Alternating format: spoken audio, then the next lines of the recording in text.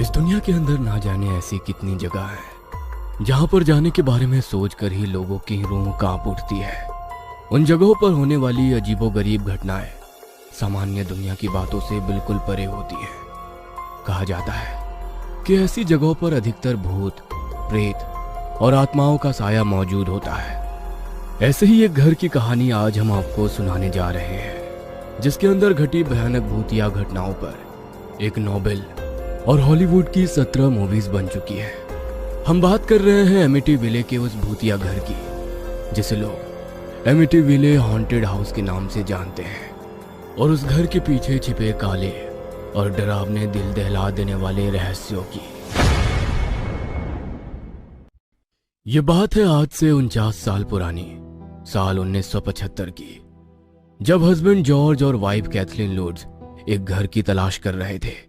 तब उन्हें New York city के पास लॉन्ग आइलैंड के एमिटीविले विलेज में एक घर बहुत ही सस्ते दाम में मिल गया, जिसका एड्रेस था एमिटीविले 12 ocean Avenue, south of long island, New York. लुड्स family अभी उस घर में नई नई ही शिफ्ट हुई थी, लेकिन उनके वहां शिफ्ट होते ही उन्हें वहां कुछ अजीब सा एहसास होने लगा था।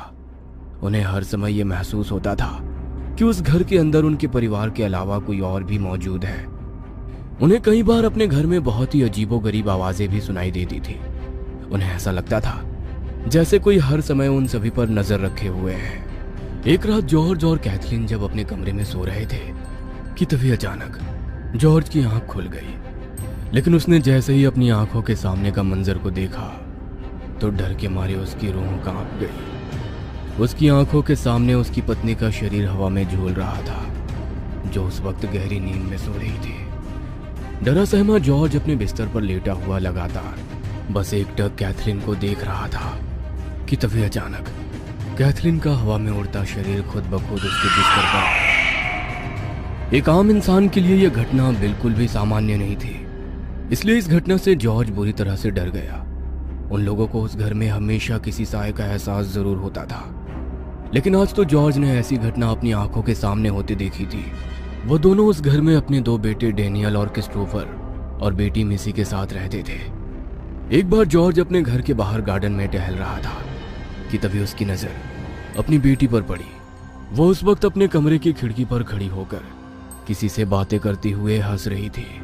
लेकिन जब जॉर्ज ने ध्यान से उसकी तरफ देखा तो उसके पैरों तले से जमीन खिसक गई, क्योंकि कमरे की खिड़की पर उसकी बेटी मिसी के अलावा वहां और कोई भी नहीं था। तो आखिर वो किससे बातें करती हुई हंस रही थी?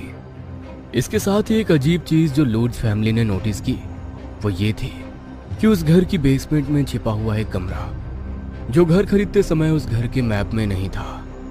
हर बीतते दिन के साथ अब उस घर में ये घटनाएं बढ़ने लगी थी।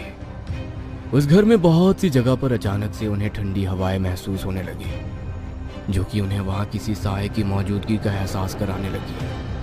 धीरे धीरे उनके परिवार में उन सब की तबीयत भी खराब होने लगी। इसलिए जॉर्ज ने उस घर को ब्लेस करवाने के लिए चर्च के फादर को अपने घर पर बुलाया। लेकिन फादर ने जैसे ही उस घर में कदम रखा तो वो समझ गए कि इस घर के अंदर कोई ना कोई बुरी शक्ति जरूर है। इसलिए वो बाइबल के वचनों को बोलते हुए चर्च का हॉली वाटर वहां छिड़कने लगे। लेकिन जैसे ही उन्होंने ऐसा किया तभी अचानक उनके शरीर पर अजीब अजीब आकृतियों वाले धब्बे बनने लगे, और अचानक से उन्हें अपने साथ कुछ बहुत ही अजीब चीजों का एहसास होने लगा। उस घर को ब्लेस करते समय फादर भी बुरी तरह घबरा गए और वो डर के मारे उस घर से बाहर आ गए। उन्होंने बाहर आकर देखा तो उनके शरीर पर पड़े वो अजीब सी आकृतियों वाले धब्बे अब गहरे घाव बन चुके थे।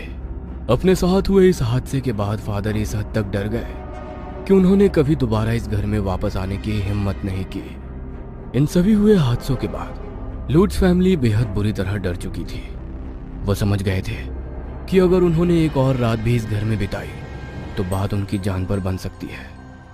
लुड्स फैमिली 28 दिन तक ही उस घर में रह पाए, और एक दिन वो बिना अपना सामान तक पैक किए ही अचानक उस घर को छोड़कर वहां से कहीं दूर चले गए। लुड्स फैमिली के इस घर को छोड़ने के बाद इस घर में हुई पैरानॉर्मल एक्टिविटीज की खबर बहुत तेजी से फैलने लगी।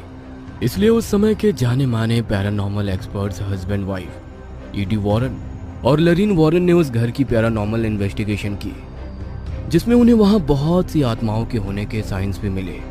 उन्होंने इन्वेस्टिगेशन करते समय अपने कैमरा से उस घर की कुछ पिक्चर्स भी ली, जिसमें उन्हें एक बच्ची की आत्मा साफ साफ दिखाई दी।